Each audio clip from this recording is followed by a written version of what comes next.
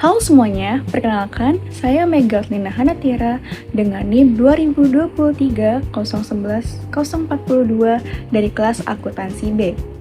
Pada kesempatan kali ini, saya akan membuat penjelasan mengenai tugas dari mata kuliah Tata Kelola Perusahaan dan Manajemen Risiko dengan dosen pengampu Bapak Ari Eksandi, SE MAK. Quantitative Risk Analysis atau analisis risiko kuantitatif adalah tahap lanjutan setelah analisis risiko kualitatif. Kalau analisis kualitatif biasanya hanya mengelompokkan risiko menjadi tinggi, sedang, atau rendah, analisis kuantitatif menghitung risiko memakai angka dan data.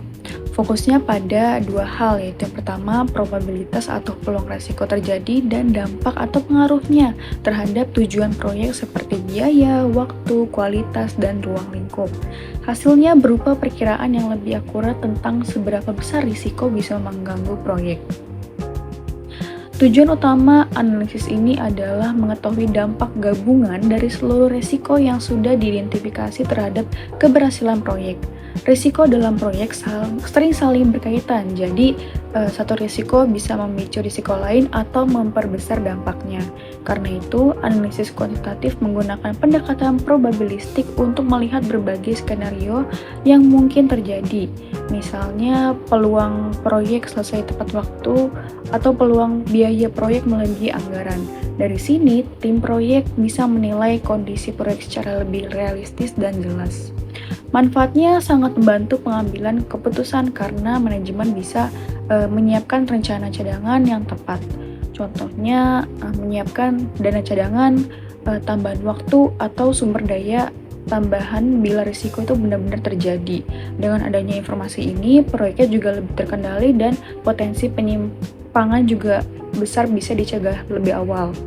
Untuk menghitung risiko, ada beberapa teknik umum yang digunakan. Salah satunya itu Monte Carlo Simulation, dipakai untuk melakukan banyak simulasi agar terlihat rentang kemungkinan hasil proyek. Lalu Decision Tree Analysis dipakai ketika ada beberapa pilihan keputusan yang konsekuensi dan peluang yang berbeda.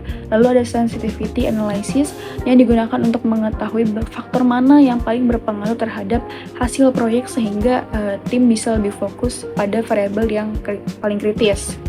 Lalu prosesnya bisa dimulai dari mengumpulkan data historis dan data risiko yang relevan, lalu menghitung probabilitas dan dampak menggunakan teknik kuantitatif. Lalu setelah itu dilakukan analisis sensitivitas untuk melihat faktor dominan. Kemudian risiko diprioritaskan berdasarkan hasil perhitungan. Lalu tahapan ini membuat organisasi lebih siap menghadapi risiko dan lebih tepat dalam menentukan strategi mitigasi.